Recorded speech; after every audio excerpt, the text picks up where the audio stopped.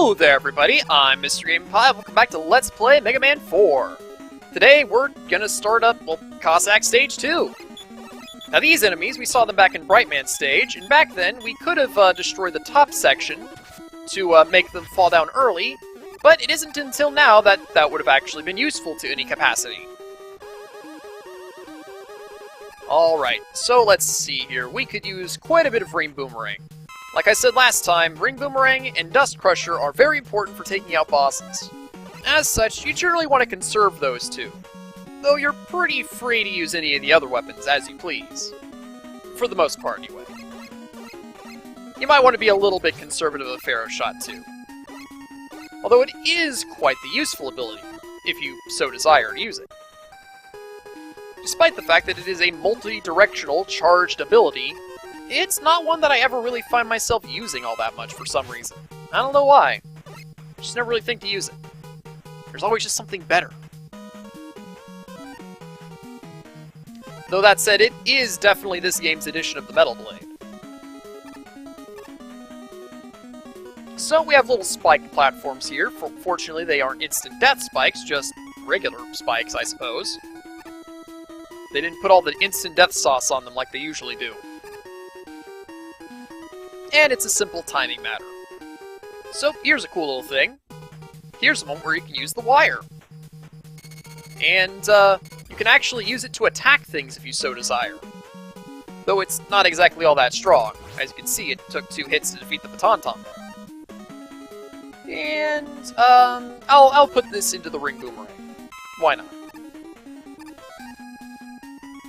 But yes, if the last level was the level where you use the balloon, this is the level where you use the wire.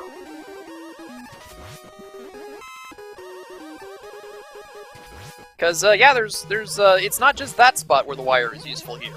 There's quite a few locations. And this isn't to say that you never use the balloon or the wire in any other level. They just happen to be the levels where they're the most useful. And I can just get some more Flash Stopper, too. Alright, now this section, this can be a little bit tricky, actually. It doesn't seem like it would be that difficult to get into that little alcove there.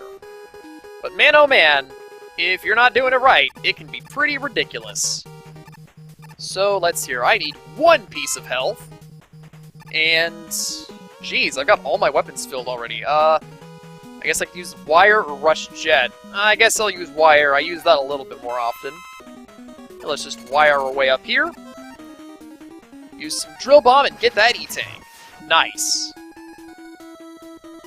Right now, we have a steady supply of the things. And there we go. Easily get that one up. No platforming required. So remember the rule. If it's not weak to Ring Boomerang, it's gonna be Dust Crusher.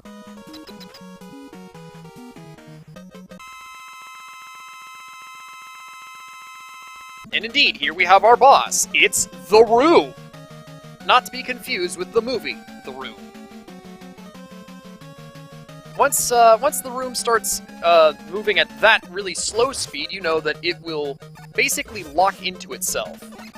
And then the weak point of the room becomes available to hit. But it can move at these faster speeds, and I believe that it's possible for it to crush you against the side of the stage. Although notably, the room won't crush you against, like, itself, its own walls. It's kind of an odd, specific scenario there. It'll simply shift you upwards or downwards as necessary. But, yeah, as a whole, the room isn't all that dangerous a boss. At maximum, it can slide across the screen 3 times, it would seem. Oh, okay, that just happened. Wonderful. Yeah, see, no crushing allowed. And at minimum, it will slide across the screen once.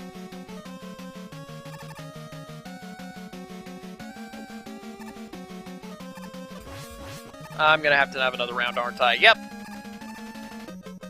Ah, it's so close.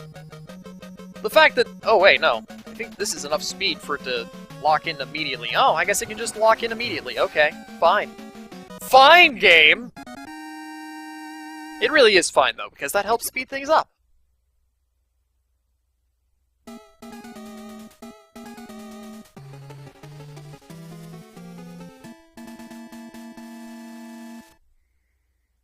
Oh boy. Time to go to the top of that tower.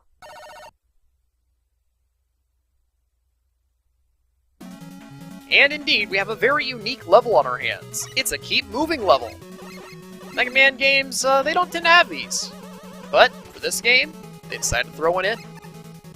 And they also decided to throw in completely invincible enemies. Oh boy, it's a Gordo! Alright, so we know what to do with these guys. Get out of here! Honestly, I don't typically use, screen clearing moves all that much in these games.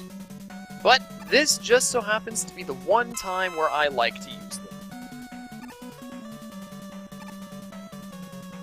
Alright, let's see here. Do we have any other special? Oh yeah, the Dust Crusher. Needs a lot of weapon ammo. Oh boy, does it need a lot of weapon ammo.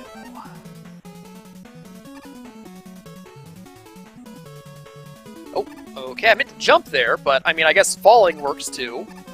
You know, you can just use gravity. Gravity can do the thing. And there we go, that guy's dead. So, are y'all ready to see another instance of the dive missile? I know, very surprising. But, yeah, it can defeat these guys pretty effectively. Isn't that nice? Yes, in every game, the spine analog will always have some sort of weakness, even if they're immune to most things. And in this game, the dive missile does the job. Although I think the drill bomb will also work if you don't want to use that for some reason.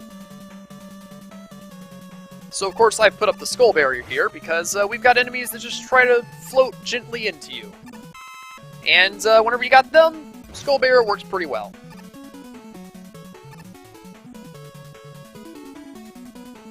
Ah, yeah. Sunny skies and silly skulls. That's how Mega Man 4 works. But seriously, this section is, it's honestly pretty easy. There's not much going on here. I mean, sure, you gotta keep moving, but like, oh no, these, like, slow-moving Saturn enemies are going to gently float at me. I'm so scared.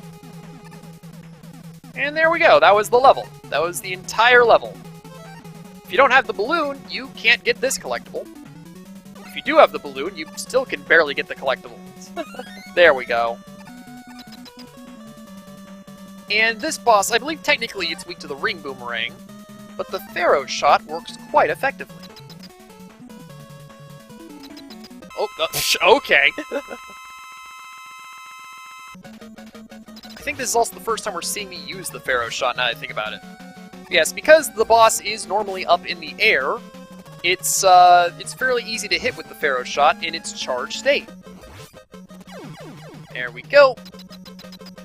And of course, a charged Pharaoh shot still does a decent amount of damage, much like any charged shot would do. And because, you know, the boss is climbing around all over the room, it's not a bad choice. Yeah, as you can see, just a regular Pharaoh shot, no charge at all, still does 1 damage.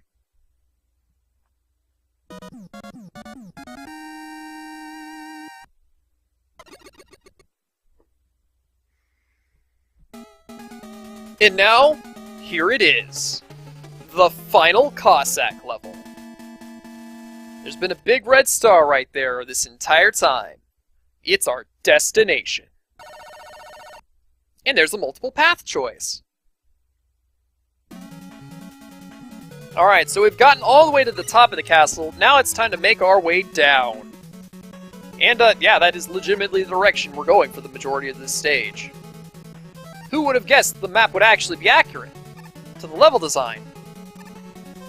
Alright, what weapon do I want to fill up? I feel like a Pharaoh shot is a good one to fill up. I don't use it a whole lot, but like, my alternate options are dive missile and skull barrier, basically. So, yeah, those aren't very good options.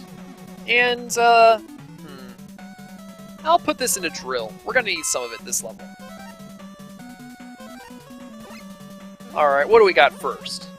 Oh, it's these guys. Well, we know what to do here. Get out of here. And another E-Tank. We're gonna have so many of these. It's gonna be ridiculous. Oh yeah. Oh, okay, more of the Gordos. That's not legitimate their name, but that's what the invincible enemies in Kirby are called, so that's what I'm calling them here. Alright, so here's where our multiple pathways ensue. We can go up this way through a drill bomb pathway, or we can climb the ladder over there. I'll take the drill bomb pathway. There are benefits to each pathway. On this path, you get an E-Tank, but on the other path, you do get an extra life, I believe. And we got Slinkies. Normally take a lot of hits, but one drill bomb will do them in. This is also where the pathways meet up. The drill bomb pathway is much shorter. As normally on the other pathway, you're going up, and then off to the side, and then all the way down again, and it takes a while. We're gonna keep things brief, though. Alright, so there's these enemy dispensers here that dispense these skull enemies. Once again, the first game to have a skull motif in general. And yeah, up here we have some more ammo. I'll refill Pharaoh Shot. There we go. You can destroy the dispensers. The wire is pretty good at doing it, but there's not really any need. The skull enemies are super easy to beat anyway, so not much of a problem. Let's break out the Dust Crusher and get things going. It's Dr. Cossack himself. And yeah, he's got a big old crane game device. Oh, okay, did not mean to jump into that. That is a dangerous thing to do. Okay, like I said earlier, my slide is not being appropriate. Oh my goodness. Oh my goodness. I'm just gonna... You know what? I have 9 E-Tanks right now. That is the maximum number of E-Tanks you can hold. I'm just gonna use one. Yeah, this boss, he's not actually that difficult to avoid if your controller's being appropriate. But he does do massive damage should he actually hit you. Like, I mean, like, ridiculous damage right here. That's gonna be something that starts happening in the bosses now. They're gonna do crazy damage. And hey, it's Proto Man. He showed up. And now we have plot.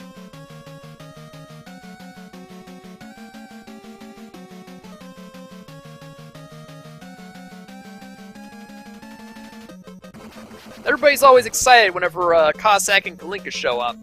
Because, I mean, you know, there's a whole game about them. And then after this, they're just sort of rare appearances. But here we have the Wily Saucer.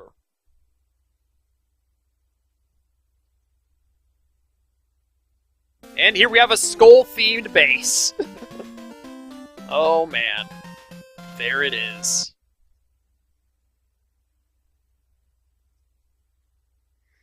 I mean, I guess the end-game level was always a skull, but like, that was basically it. But with that said, I think that's gonna be it for this time. So, I'm Mr. Game Pie, and next time, we start up the Wily Castle. See you then!